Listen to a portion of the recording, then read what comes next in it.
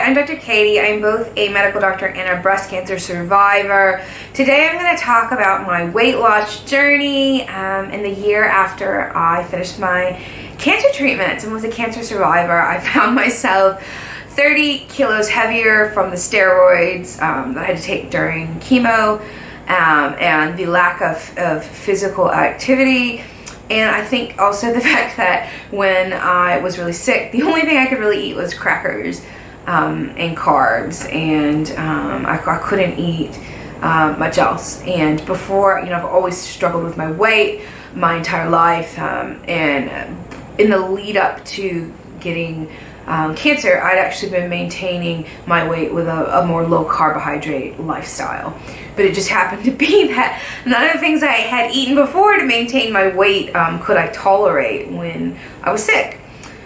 So I ballooned and I had this beautiful moon faces. I've always had a round face, as you can see.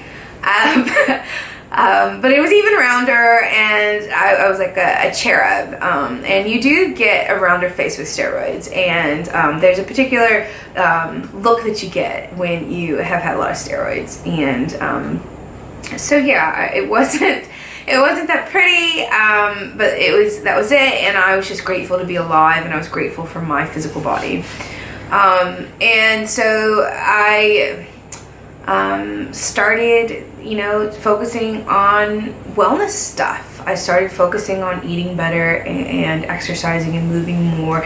And initially it was hard because I had a pretty bad peripheral neuropathy. So at one point during my cancer journey, I was walking with a walker because I wasn't stable on my feet, because one of the chemotherapy agents I had actually caused me to have issues with balance. I couldn't feel well with my feet. And I was dropping things with my hands. So peripheral neuropathy is when you have sensation changes in your hands and your feet, and it was because of paclitaxel, a type of chemotherapy agent I'd had.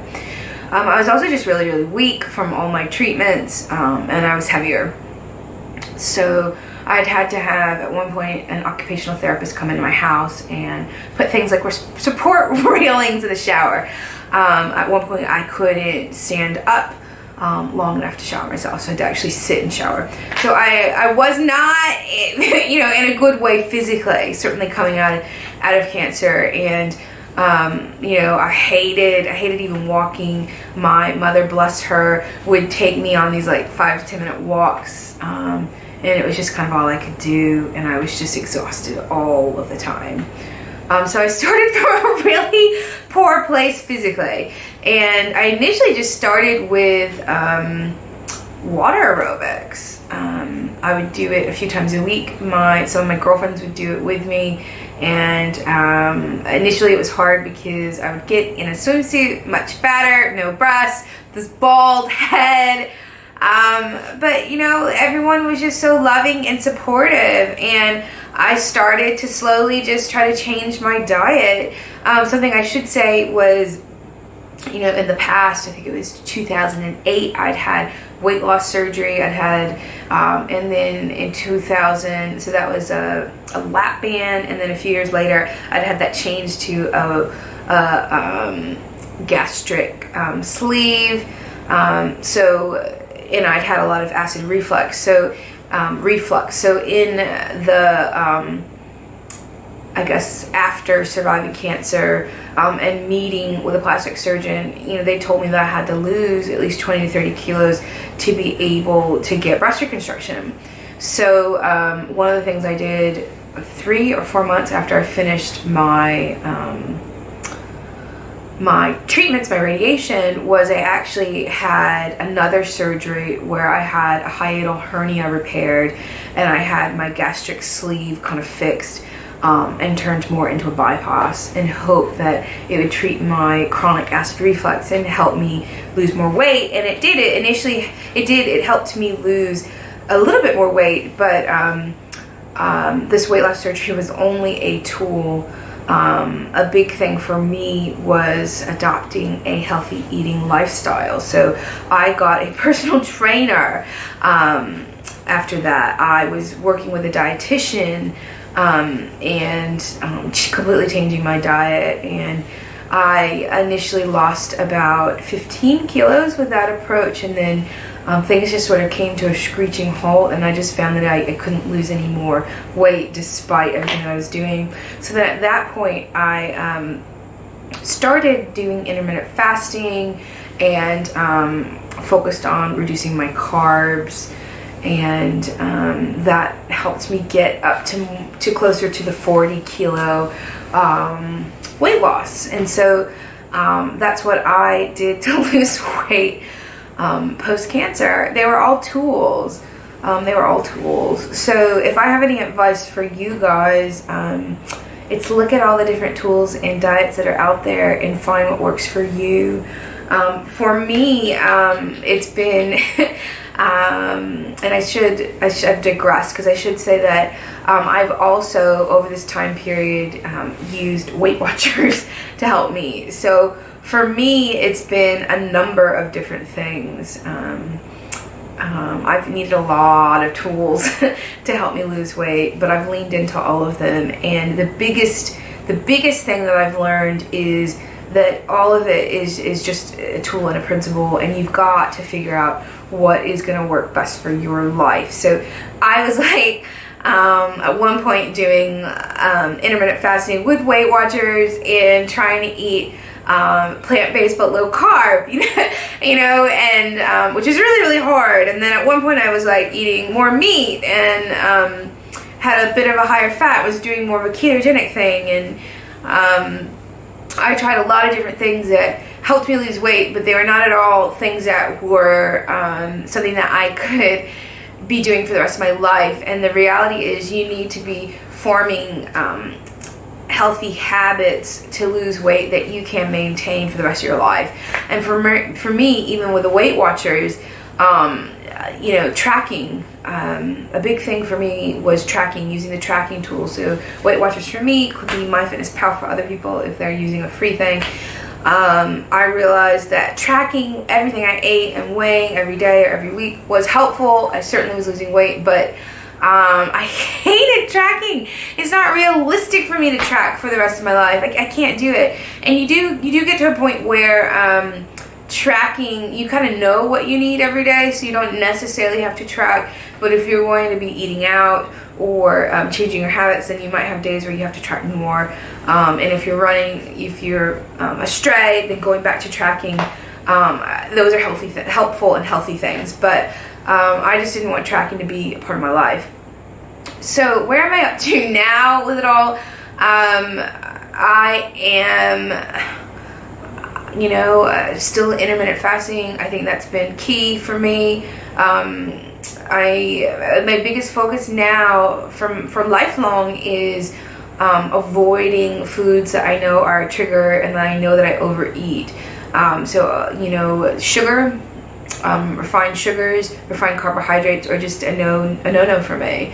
And avoiding things that that you you don't eat in a controlled manner. It's a principle that you can find in things like Overeaters Anonymous or Bright Line Eating, which is done by a psychologist that's North American based, who has studied some of the principles in Overeaters Anonymous, where you avoid, you recognize that you have no control over things that are triggers for you, and you just avoid them, and that's your bright line. So that I've used that, and that's where I'm up to. So, and then I tend to eat as plant-based as I can. So, when you look at the nutritional research, you're going to see that there's a lot of people arguing about what the perfect diet is, but there's certain things that no one argues about, and no one argues that eating as much fruits and vegetables as you can, getting those daily serves in, is harmful. It certainly is not. Plant-based is good. What you see people argue about is how much meat. Should you be having certain types of meats, fish? Should you be having none? How much fat? How much dairy? People argue about macros. How much protein? How much carbs? Even for me as a doctor giving advice to my patients, There's lots of different guidelines that you could pull from. However, at the end of the day, people need to be eating as much plant-based foods as they can. And then in terms of the macros that you have, and in terms of the diet that you're following, you know, do what you feel best on.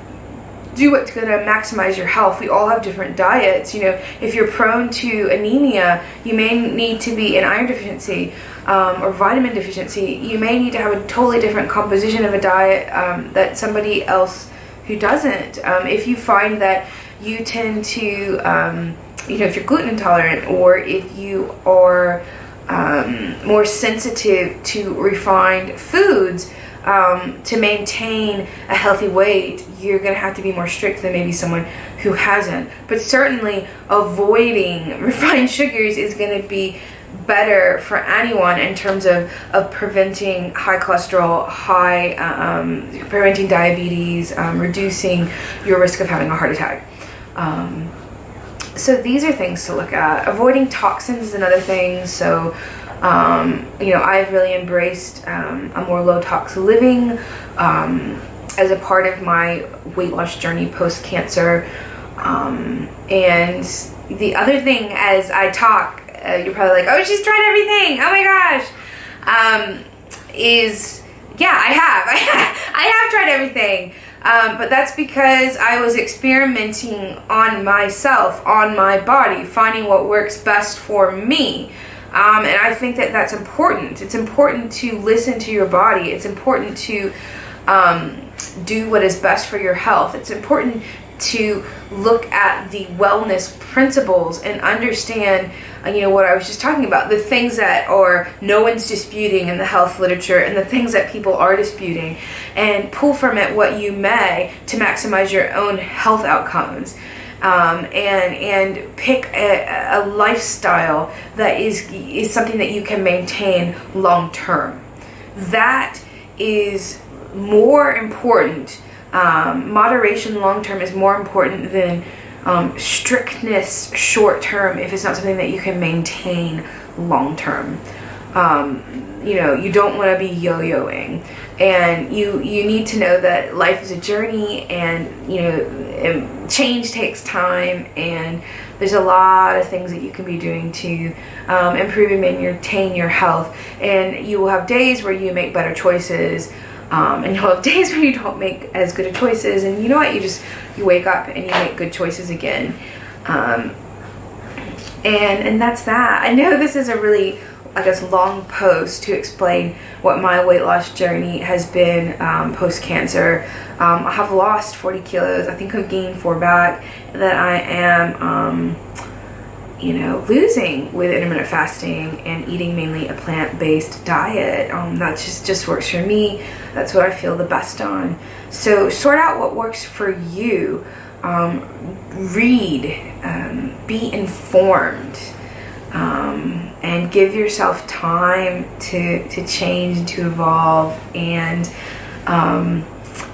you know, remember that you're worth it. And as you wake up each day, make choices and know that your self-worth isn't tied to your weight or what your body looks like and your body shape. And you know, we're all beautiful regardless of our shape and size. And if you are trying to eat healthy and you're trying to exercise and that scale isn't moving, that's okay. There are still health benefits to it. There's still health benefits to it. So that's it. That's all I'm going to say about my crazy journey. But I just wanted to be honest in an authentic way what my journey has been. And it hasn't been easy. And I still have weight to lose. But, you know, thank goodness I'm thinner than I was 10 years ago. And I'm healthier than I was 2 years ago when I finished my cancer journey, and I'm 36 kilos lighter. And my next kind of goal is to lose the final 20 kilos that I'd like to lose pre breast reconstruction, and get breast reconstruction next year. So this is my big push, and I will be documenting my journey, and you know, it's work. People think if you've had weight loss surgery that it somehow is easy, and maybe the first few months, I can remember when I had my initial weight loss surgery, the first few months were certainly easier to lose weight, because I was usually on this progressive diet, and you don't have a lot of space. But with time, your stomach stretches. With time, if you do not change your habits, you will regain the weight. So you may ask me, what diet do I recommend, or do I recommend weight loss surgery? And I would say that there are no, beyond you know, embracing things as they come from the earth in their most natural state, beyond moving as much as you can, the importance of exercising at least 30 minutes a day, most days of the week, and doing something that's like weightlifting or you know, strength training for bone health, for osteoporosis prevention. There's nothing that I say that is a one-size-fits-all. Everything, it's so individual, and it really depends on you and your journey and your needs, and your life situation and your body, your genetics, the environment that you are living in, the eating habits that you've been taught, and where you're at. And it's just got to be individualistic. It's got to be tailored to you, and you should own your journey authentically. And if you need to embrace low carb and that's what works for you, you do it. If you need to get gastric, some sort of, you know, sleeve, or a gastric bypass, because you're so you know, overweight, you qualify to do it, and you need to do it to help you on your journey, then you do it. If you need to use a commercial diet service like Jenny Craig, or in Australia we've got Light and Easy, you do it. If you want to be vegan, or raw vegan for you know, health reasons, environmental reasons, animal rights reasons, you do it. And you know the pros and cons of each approach. And you know, if you know, with some of the diets, you may find that there's certain micronutrients that you need to supplement. There's some diets that that's not the case. But you have to do you. I mean, that is the biggest thing, and it's got to be something that you can sustain throughout your life. And don't apologize for your journey. And I find when you start to change your lifestyle, the people around you will make it about them, and what they think you and other people need to be doing to be thin or to be healthy. And you just got to remember that this is your journey, and you don't need to apologize for the steps that you're taking to be the best version of yourself. And you know, you can define what the best version of yourself is, and maybe that's maintaining your current weight, even if you're in the obese category. Maybe you've dieted your whole life, and you're at a point where your headspace is one where you need to focus on being body positive and doing things just to make yourself feel loved, and increase that unconditional love for yourself. And that's cool too. So I have rambled on and I've talked about all the different things that I've done. And I guess I can say in conclusion, after all the experimenting, I am in a place where I am the thinnest I've been, and I'm the happiest I have ever been, I guess, with my body and with my journey. And you know, I know that with time I will and can lose more weight, because that's a goal I have, to prevent cancer recurrence. But that's okay. In terms of where I'm at in the now is good too. And I'm happy, and I don't apologize for my roundabout journey, because you know what, it's been my journey, and it's what I've needed to go through to get to this point. And yeah, I mean, what else can I say?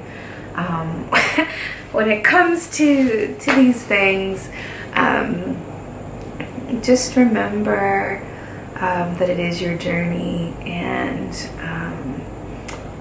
that, you know, life is this beautiful, messy thing, and that's okay. There's something just, I guess, invigorating in the journey that I find, and that the more that I lean into embracing my imperfections and embracing and acknowledging the tendencies that I have that maybe are unhealthy, the tendencies that I have to love sugar, the tendencies that I have to naturally make poor choices with my eating. And when I have acknowledged that waking up each day is not and exercising is not a natural habit that I don't have to think about, the more that I build into my life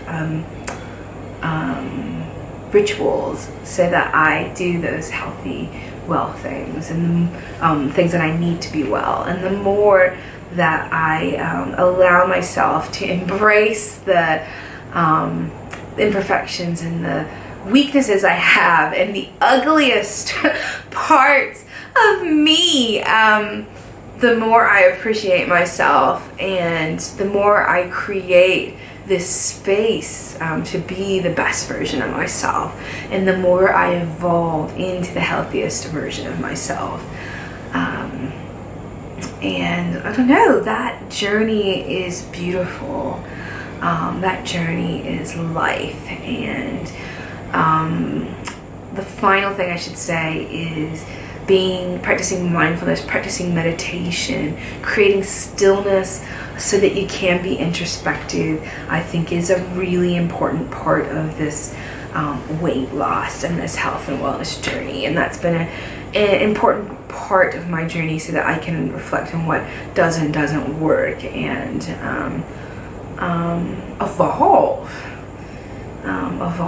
and drown out the loud voices in my life that are saying, oh, what you're doing now is extreme, or what you're doing now isn't what you should be doing, so that I can find and develop habits that I can maintain for my life. So that's all I'm going to say. This is a very